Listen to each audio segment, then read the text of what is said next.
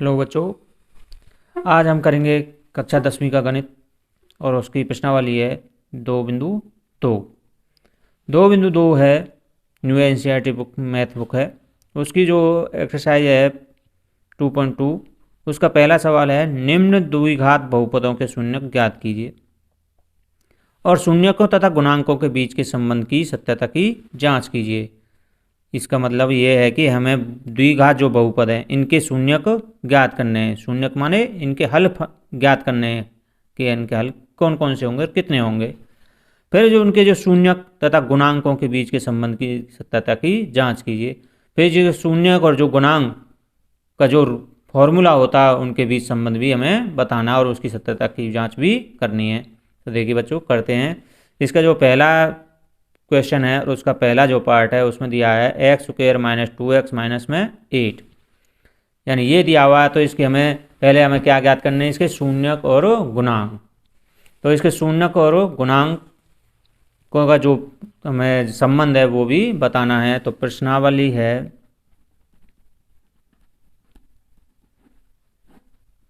वो है 2.2। 2.2 है और उसका हम कर रहे हैं प्रश्न या क्वेश्चन नंबर 1 और उसका करेंगे पहला पार्ट। पहला पार्ट करने से पहले मैं आपको बता देता हूं कि इसके जो शून्यक होते हैं वो क्या होते हैं। तो यहाँ पर देखिए बच्चों, यहाँ पर जो मैं आपको बता दूं कि जो द्विघात बहुपद होता है, द्विघात बहुपद, उसके जो शून्यक होते हैं वो हम विभाजन फैक्टर विधि से निकालते हैं, टुकड़े विधि से निकालते हैं, गुणनखंड करके निकालते हैं। तो द्विघात है तो इसके जो शून्यक होंगे, शून्यक भी कितने होंगे, शून्यक भी 2 होंगे। शून्यक भी कितने होंगे, 2, या रूट कह देते हैं उनको, रूट या हल, वो भी 2 होंगे।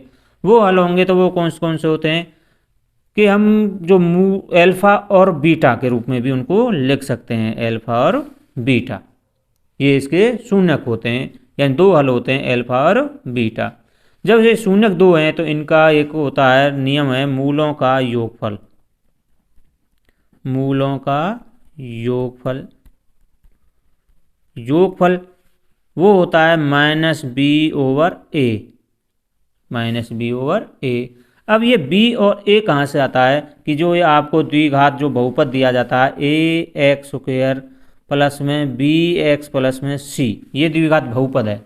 इसमें जो चर राशि है x है उसके अधिकतर पावर जो 2 है, फिर 1 है। ये a तो होता है एक्स स्क्वायर का कोएफिशिएंट यानी इसका गुणांक होता है, b होता है x का गुणांक और c एक कांस्टेंट टर्म होती संख्या होती है। तो यहाँ पर होता है मूलों का योगफल। जो अल्फा बीटा जो शून्यक होते हैं, मूल होते हैं, इनको मूल कहा जाता है। तो मूलों का योगफल होता है माइनस बी ओवर ए। अगर इनको अल्फा और बीटा के रूप में लिखें तो अल्फा प्लस बीटा, ये होता है माइनस बी ओवर ए। इसी प्रकार मूलों का गुणनफल, मूलों का गुणनफल, गुणनफल होता है सी ओवर ए, यानी सी कांस्टेंट संख्या होती है, ए एक्स स्क्वायर का गुणांक होता है। या इनको अल्फा और बीटा के रूप में लिखेंगे तो अल्फा और बीटा होगा सी ओवर ए, इसकी फॉर्म में होता है। तो अब जो हमें जो संबंध बताना है गुणांकों और शून्यकों के बीच में बताना, तो वो इनके बीच में भी हमें संबंध बताना है। ये योगफल और गुणनफल का जो सूत्र है इनके बीच भी संबंध होना चाहिए, क्या है वो इनके बराबर आता है, तो हमें ये भी बताना है। तो करते हैं बच्चों, आइए। पहला जो सवाल है वो है एक्स स्क्वायर घटा का 2x घटा में 8, ये है। तो इसके हमें सबसे पहले शून्यक ज्ञात करने हैं, क्योंकि उसने प्रश्न 1 में कहा है निम्न द्विघात बहुपदों के शून्यक ज्ञात कीजिए। तो शून्यक ज्ञान यानी इसके हल हमें निकालने हैं। तो द्विघात बहुपद है तो इसके हल भी कितने होंगे, 2 होंगे, तो वो हमें निकालने हैं। तो देखिए वो हम करते हैं गुणनखंड विधि से, फैक्टर विधि से करते हैं। तो उसका बड़ा आसान सा तरीका देखिए, ध्यान से देखिए कि किस तरह से हम इसके गुणनखंड करते हैं। सबसे पहले आपको ए, बी और सी के बारे में पता होना चाहिए। ए होता है एक्स स्क्वायर का गुणांक, बी होता है एक्स का गुणांक और सी होती है कांस्टेंट टर्म यानी कोई भी संख्या। तो सबसे पहले हमें जो एक्स स्क्वायर का गुणांक होता है, यहाँ पर कुछ नहीं लिखा होता तो यहाँ पर कितना होगा 1, एक्स स्क्वायर के गुणांक की और जो सबसे पिछली संख्या होती है इन दोनों की गुणा करनी होती है। यानी 1 और घटा 8 की गुणा करूंगा तो वो कितना आएगा, घटा 8। 1 और 8 की, यानी x का गुणांक और पिछली जो संख्या होती है उसकी क्या करनी होती है, गुना, और जो उत्तर आता है वो आ गया भैया घटा 8। अब इस घटा 8 के हमें ऐसे टुकड़े करने होते हैं, 2 टुकड़े करने होते हैं, उनकी हम जमा करें या घटा करें तो वो कितने के बराबर आना चाहिए, घटा 2 के बराबर आना चाहिए। ये मैंने अपनी पिछली एक्सरसाइज में भी बताया था गुणनखंड किस प्रकार किए जाते हैं। तो यहाँ पर देखिए सबसे आसान सा तरीका है कि इसके जो हमें टुकड़े करने हैं वो जमा और घटा के रूप में करने हैं। उन दोनों के आगे किसी के आगे जमा आएगा, किसी के आगे घटा आएगा। तो वो जमा घटा करने के बाद कितना बचना चाहिए, -2 बचना चाहिए। अब माइनस बचना है तो माइनस की संख्या क्या लेनी पड़ेगी, बड़ी। अब वो बात अलग है कि दूसरी संख्या वो भी घटा की होगी या जमा की होगी। यानी एक बात तो ये निकल कर आ गई कि जो बड़ी संख्या है वो हमें घटा की लेनी है। तो इस 8 के करने हमें टुकड़े, गुणनखंड करने, माइनस को हम पीछे देखेंगे, पहले 8 के हमें क्या करने हैं, गुणनखंड। तो 2 से कै बार जाएगा, 4 बार, 2 से 2 बार और 2 से 1 बार। तो इस तरह से ये हमने इसके गुणनखंड किए हैं। अब जो हमें फैक्टर आए हैं, ये गुणनखंड जो बने हैं, 2 गुना में 2 गुना में ये 2 और गुना में 1 लिखना चाहते हैं तो लिख सकते हैं। इनमें से हमें टुकड़े बनाने और ऐसे टुकड़े बनाने कि वो कितना बचना चाहिए, घटा का 2 बचना चाहिए। तो देखिए अगर मैं 2 की 2 से करूँ तो 2 दूनी 4, 4 और 4, 2 एकम 2, इनके 2 टुकड़े बना लेता हूँ। 4 हो गया यहाँ से और ये कितना हो गया 2, तो 4 दूनी कितने हो गए 8। तो ठीक है, गुना करने पर हमें कितना मिल गया 8। तो दोनों गुना की तो 8 मिल गया, परंतु किसका मिलना चाहिए, घटा का। घटा का मिलने के लिए इनमें से कोई ना कोई संख्या किसकी होनी चाहिए, घटा की। अब घटा की तो मान लीजिए हम लगा सकते हैं, परंतु हमें वो जमा घटा करके क्या लाना है, घटा का 2 लाना है। इन दोनों को जमा करना है या घटा करना, तो कितना आना चाहिए, वो घटा 2 भी आना चाहिए। तो देखिए मैंने बताया था कि यहाँ पर एक घटा का निशान है, तो बड़ी संख्या किसकी लेनी पड़ेगी, घटा की। तो इसको मैं अगर घटा की ले लेता हूँ, अब देखते हैं, तो 4 दूनी 8, जमा घटा, घटा का 8 आ जाएगा, गुना करने पर हमें घटा 8 मिल जाएगा। अब करते हैं इनकी दोनों की जमा। तो ये जमा, ये घटा है और ये जमा, जमा घटा क्या हो जाएगी, घटा। तो 4 में से 2 गए तो 2 बचेंगे किसके, घटा के, क्योंकि घटा की संख्या ज़्यादा है। तो इसका मतलब है कि ये 2 गुणनखंड बन गए हैं, घटा 4 और 2। तो यहाँ पर करेंगे एक्स स्क्वायर, तो इसको लिखेंगे ही लिखेंगे। तो घटा की संख्या है तो घटा की संख्या क्या लिखी जाएगी, घटा 4x लिखी जाएगी, और जमा का 2x और घटा में 8। अब यहाँ से आपको 2 जोड़े बना लेने, एक जोड़ा ये और एक जोड़ा ये। इन दोनों में देखिए कोई संख्या तो कॉमन है ही नहीं, एक को आप लिख सकते हो या जरूरी भी नहीं है। अब चर रह गया, चर है हमारे यहाँ पर एक्स स्क्वायर और यहाँ पर है एक्स, तो जिसकी पावर कम होती है वो कॉमन लिया जाता है। तो यहाँ से क्या कॉमन आएगा, एक्स कॉमन आ जाएगा।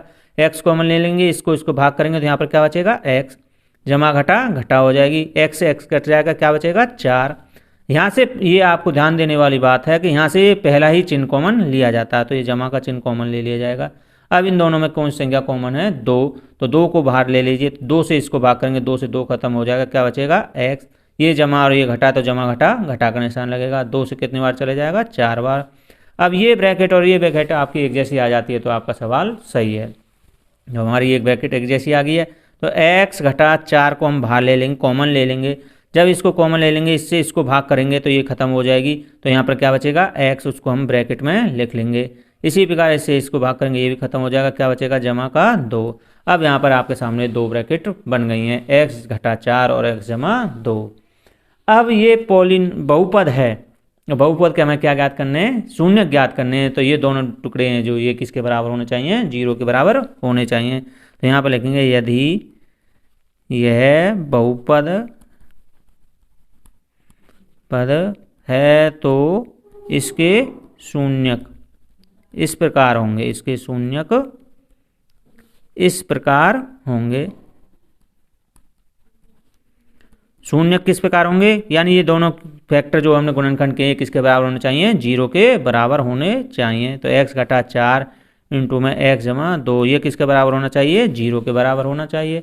अब इनके बीच में किसका निशान है, गुना का, तो यानी 2, एक ये संख्या है, एक ये संख्या है, यानी दोनों संख्या गुना करें तो उत्तर कितना आना चाहिए, 0। तो इसका मतलब है या तो ये 0 के बराबर है या ये 0 के बराबर है। तो यहाँ पर लिखेंगे x घटा 4, यदि ये 0 के बराबर है तो क्या होगा, और यदि x जमा 2 बराबर है 0 तो क्या होगा। तो देखिए यह x घटा 4 0 के बराबर है, तो x को इधर रखेंगे और 4 इधर चले जाएगा, तो x बराबर क्या हो जाएगा 4, और यहाँ पर x को इधर रखेंगे तो यहाँ पर घटा 2 हो जाएगा। तो x के जो हमें दो शून्यक मिल गए हैं। कौन कौन से मिले हैं? 4 और घटा 2। तो यहाँ पर लिखेंगे द्विघात बहुपद के शून्यक लिख सकते हो, यानी शून्यक लिख सकते हो खाली। शून्यक बराबर है 4 घटा 2। तो आपके पास ये शून्यक आ गए हैं। तो जो चर था हमारे पास x, इसमें सारे में क्या था? x जो चर था, तो वो उसके शून्यक हमें मिल गए 4 और घटा 2, ये हमें मिल गए। पहला जो पार्ट था वो तो यहाँ तक कंप्लीट हुआ कि उसके शून्यक ज्ञात कीजिए। तो हमने शून्यक ज्ञात कर लिए 4 और घटा 2। अब बात आती है इससे जो अगला हमसे पूछा है, शून्यकों और गुणांकों के बीच के संबंध की सत्यता की जांच कीजिए। ये शून्यक और जो इसके गुणांकों की संबंधता होती है, यानी ये जो रूल है मूलों का योगफल और मूलों का गुणनफल, ये भी तो इनके बीच की संबंध बताना, क्या ये दोनों सही हैं। तो देखिए यहाँ करेंगे आगे। तो हमें जो बताना है, संबंध बताना है, तो ये संबंधता की जांच के लिए संबंधता की जांच। तो यहाँ पर जांच करेंगे तो सबसे पहले लिखेंगे मूलों का योगफल।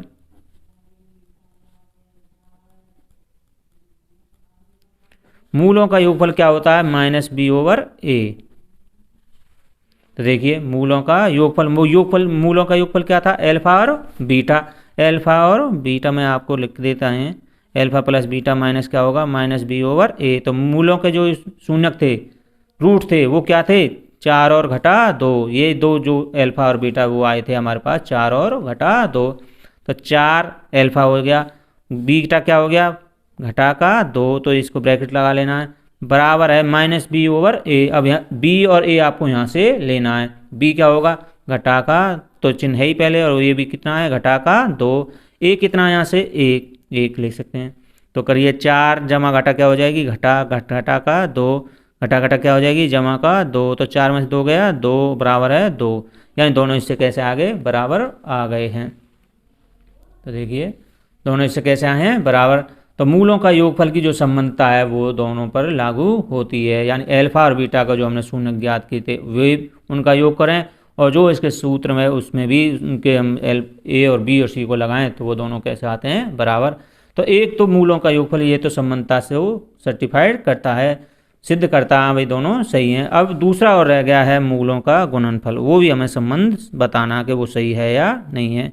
तो मूलों का गुणनफल, तो मूलों का गुणनफल होता है c/a। अब देखिए मूल कौन कौन से होते हैं? अल्फा और बीटा होते हैं। तो अल्फा और बीटा इनकी मल्टीप्लाई करेंगे तो वो क्या होना चाहिए? c/a। अल्फा और बीटा क्या आए थे? 4 और घटा 2। तो 4 गुना में घटा 2। अब c क्या है? c है यहाँ से 8 है। ये देखिए c जो है वो यहाँ से क्या है? घटा 8 है। जमा का है तो लगाने की चिन्ह जरूरत नहीं होती, घटा का तो लगाया जाता है। तो यहाँ पर लिखेंगे c घटा 8, और a क्या था वहाँ पर? 1, x स्क्वायर का गुणांक था वो 1। तो 4 दूनी कितने हो गए? घटा का 8। ये जमा और ये घटा 8 हो गया, ये भी कितना है? घटा 8। तो यहाँ भी दोनों की समानता बराबर आई है। तो यहाँ पर लिख देंगे लेफ्ट हैंड साइड बराबर है राइट हैंड साइड के, यानी यहाँ पर जो है संबंधता मूलों का योगफल और मूलों का गुणनफल वो भी सही पाई गई है। लेफ्ट हैंड साइड और राइट हैंड साइड कैसी है? बराबर। तो ये आप यहाँ पर भी इसको छोड़ सकते हो, तो यहाँ पर लिख देंगे संबंधता सही है। हिंदी में लिखना चाहते हैं तो संबंधता सही है, यदि आप यहाँ पर भी छोड़ सकते हैं। तो इस प्रकार हमने जो है मूलों का योगफल और मूलों का गुणनफल उनकी संबंधता की भी जाँच कर दी गई है। तो अब करते हैं इसका दूसरा पार्ट, क्वेश्चन 1 का दूसरा पार्ट। अगला जो पार्ट है क्वेश्चन फर्स्ट का सेकंड पार्ट, 4s² घटा में 4s प्लस जमा में 1, इसके भी हमें क्या करने हैं?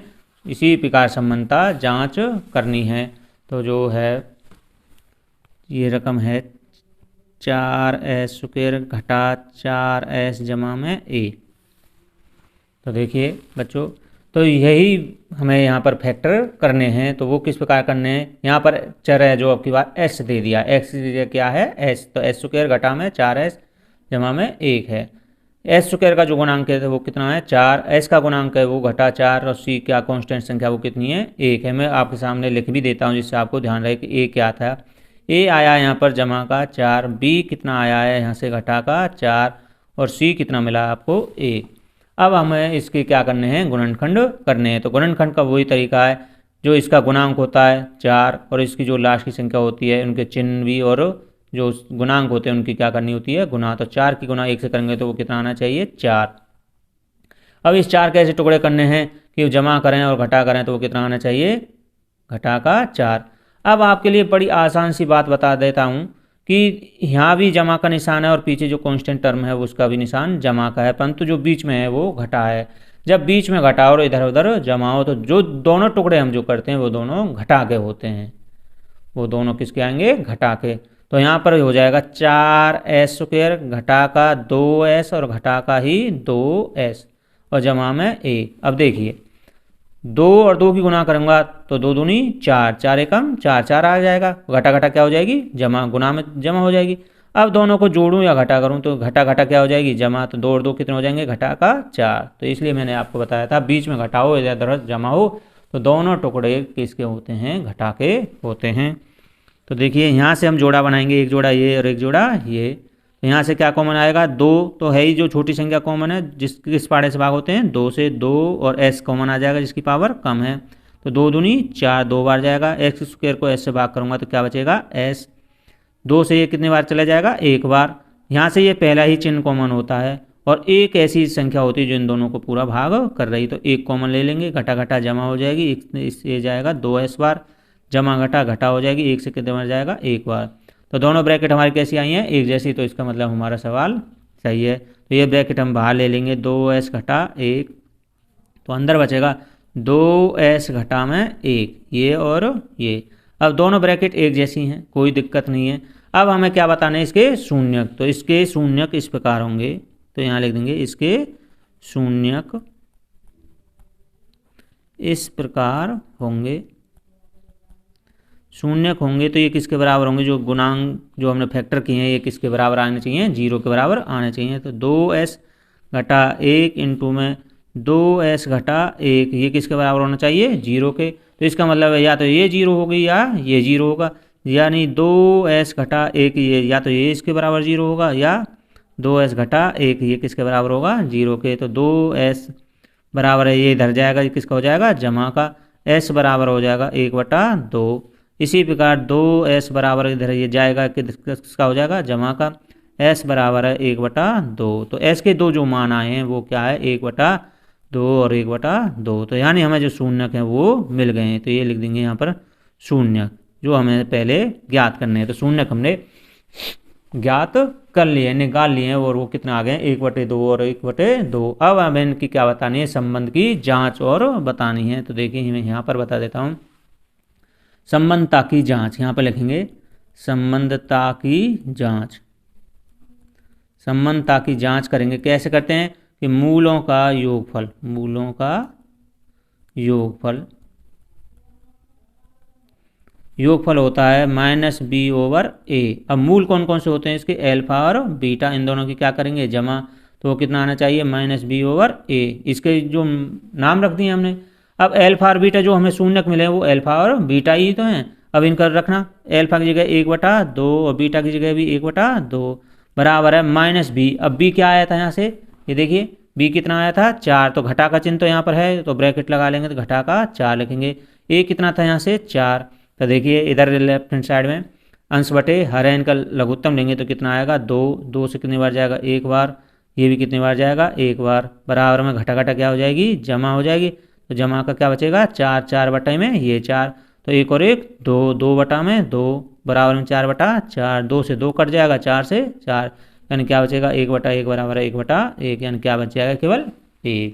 तो यहाँ पर दोनों इससे कैसे आए थे, बराबर आए थे। तो यहाँ भी लिख सकते हो कि लेफ्ट हैंड साइड बराबर है राइट हैंड साइड। ये तो एक था मूलों का योगफल। अब हमें दूसरी संबंधता और बतानी है, मूलों का गुणनफल भी क्या ऐसे ही बराबर आता है। तो यहाँ पर लिखेंगे मूलों का गुणनफल, मूलों का गुणनफल। तो देखिए मूलों का गुणनफल क्या होता है, c/a। मूल कौन कौन से होते हैं, अल्फा और बीटा, तो ये किसके बराबर आना चाहिए, सी ओवर ए। अल्फा और बीटा क्या आए थे, 1/2 गुना में 1/2 बराबर है सी क्या था यहाँ से 1 और बी ए क्या था यहाँ से 4, तो सी क्या होगा 1 और ए कितना होगा 4, तो 1 एकम 1 और 2 दूनी 4, तो ये आ गया 1/4 के। यहाँ से भी दोनों के लेफ्ट हैंड साइड बराबर है राइट हैंड साइड के बराबर आ गई है, तो यहाँ पर हमारी जो समानता वो भी सर्टिफाइड हो गई है। तो इस प्रकार हमने क्वेश्चन फर्स्ट का सेकंड पार्ट कंप्लीट किया है। और यदि आपने अभी तक मेरा चैनल सब्सक्राइब नहीं किया है तो सब्सक्राइब कीजिए, बेल आइकन पर आल को क्लिक कीजिए, लाइक कीजिए और शेयर कीजिए। आगे करते हैं क्वेश्चन 1 का थर्ड पार्ट। तो देखिए 1 का थर्ड पार्ट, क्वेश्चन नंबर वही 1 है और उसका थर्ड पार्ट आपको दिया है 6x² घटा का 3 घटा का 7x। तो देखिए बच्चों किस तरह से करेंगे, तरीका वही है जैसे हमने पिछले सवालों में किया है। इसके हमें क्या करने हैं, गुणनखंड करने हैं, परंतु ये देखिए अब की बार जो x है वो कहाँ लिखा है पीछे, तो हम इसको आगे लिख लेते हैं 6x² घटा का 7x जो घटा का 3, बात तो वही है, आगे पीछे लिख दिया गया है केवल। तो देखिए यहाँ पर मैं आपको एज टू क्या होगा 6, बी क्या होगा यहाँ से घटा का 7 और सी क्या होगा यहाँ से घटा का 3 होगा, ये मैंने तीनों बता दिए। अब हमें क्या करनी होती है, गुना करनी होती है किसकी, x² का जो गुणांक होता है और कांस्टेंट टर्म जो होती है, 6 और 3 गुना करेंगे तो यहाँ से क्या आ जाएगा जमा घटा घटा का 18। अब इस घटा 18 के हमें टुकड़े करने होते हैं। अब देखिए टुकड़े क्या करने हैं और उनकी जमा घटा करें तो कितना आना चाहिए, घटा का 7। तो यहाँ पर देखिए घटा 7 लाना है तो जो बड़ी जो संख्या होगी, बड़ा जो गुणनखंड होगा वो किसका होगा, घटा का। तो देखिए 9 दूनी 18 होते हैं, 9 दूनी 18 तो मिल जाएगा, 9 में 2 चले गए तो कितने बचेंगे 7, तो यहाँ पर फैक्टर क्या बनेंगे 9 और 2। तो देखिए 6x² घटा का हम 9x ले लेते हैं और जमा का 2x ले लेते हैं और पीछे क्या है घटा का 3। अब यहाँ से हम 2 ब्रैकेट 2 हिस्से बना लेंगे।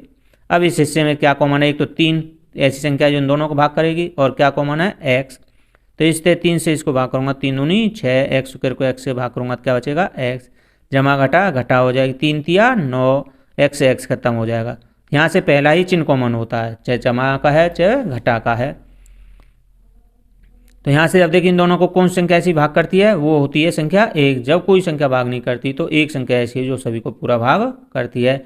तो जमा जमा हो जाएगा, 1 से ये 2x बार जाएगा, जमा घटा घटा हो जाएगा, 1 से ये 3 बार जाएगा। तो देखिए दोनों ब्रैकेट हमारी कैसी हैं, एक जैसी हैं, तो हमारा सवाल सही है। तो 3x जमा 1, एक तो ये ब्रैकेट बनेगी और इसको हम क्या ले लेंगे बाहर, तो 2x घटा 3, एक ये ब्रैकेट बनेगी। अब शून्यक हैं तो ये किसके बराबर होने चाहिए, 0 के बराबर। शून्यक होने के लिए, शून्यक के लिए या शून्यक इस प्रकार होंगे, शून्यक के लिए तो 3x जमा 1 इंटू में 2x जमा 3, ये दोनों किसके बराबर होने चाहिए, 0 के बराबर होने चाहिए। तो इन दोनों के बीच में किसका निशान है, गुणा का, या तो ये 0 होगी या ये 0 होगी। जब 3x जमा 1 बराबर 0 होगा या 2x जमा में 3 ये 0 होगा। जब ये 0 है तो 3x को इधर रखना और ये जमा के इधर जाएगा किसका हो जाएगा, घटा का। x का कोएफिशिएंट यानी गुणांक कहाँ चले जाएगा, बराबर संख्या के नीचे। इसी प्रकार 2x को इधर रखना है तो ये जमा का इधर जाएगा किसका हो जाएगा, घटा का 3, x हो जाएगा घटा का 3/2। तो यहाँ से x की 2 वैल्यू हमें मिल गई हैं। तो x के जो शून्यक है वो है घटा का 1/3 और घटा का 3/2, तो ये 2 हमें शून्यक मिल गए हैं, तो इन्हें लिखेंगे शून्यक। ये तो हमें पहला पार्ट निकाल लिया कि शून्य किसके निकल आए हैं। अब हमें इसका क्या निकालना है, समानता की जांच भी करनी है, जिस प्रकार हमने पहले सवालों में की थी। तो देखिए बच्चों किस प्रकार करेंगे, तो समानता की जांच, समानता की जांच, समानता की जांच जो हम करेंगे वो होता है मूलों का योगफल। मूलों का योगफल ये होता है -b/a, -b/a। मूलों का योगफल, मूल कौन से होते हैं, अल्फा और बीटा। अल्फा और बीटा, तो वो कितना आना चाहिए, -b/1। अल्फा क्या है, यानी ये 2 शून्य का थे अल्फा और बीटा, तो अल्फा है घटा का 1/3 जमा में बीटा है घटा का 3/2, तो घटा का निशान है तो ब्रैकेट लगा लेते हैं, घटा बी, बी कितना है यहाँ से, घटा का है ही है तो घटा ब्रैकेट लगा लेंगे, ब्रैकेट के अंदर रखेंगे। ए कितना है यहाँ से 6, तो देखिए बच्चों घटा का 1/3 जमा घटा क्या हो जाएगी, घटा का 3/2 बराबर में घटा घटा क्या हो जाएगी, जमा 7/6। अब इन दोनों का क्या ले लेंगे एलसीएम, 3 और 2 का एलसीएम कितना आएगा 6, 3 दूनी 6, 2 की गुना 1 से करूँगा तो घटा 2, 2 तिया 6, 3 तिया 9 बराबर है 7/6। देखिए बच्चों ये 2/3 था, ये जमा लग गया था, ये था अगर 2/3 तो ये घटा 3 था, तो ये इधर जाएगा तो ये किसका हो जाएगा, जमा का 3/2, तो ये भी जमा चलेगा, तो ये जमा से जमा हो रहेगा, तो ये इस तरह से ये चलेगा। तो घटा जमा घटा हो जाएगा, तो 9 में 2 गए तो घटा जमा का 7 बचेगा, 7/6 बराबर है 7/6। तो इस प्रकार लेफ्ट हैंड साइड बराबर हो जाएगी राइट हैंड साइड के। तो इस प्रकार हमने ये समानता भी जांच कर दी है। इसी प्रकार हम मूलों का गुणनफल भी समानता की जांच कर देंगे। तो इस प्रकार हमने क्वेश्चन 1 का भी थर्ड पार्ट कर दिया है।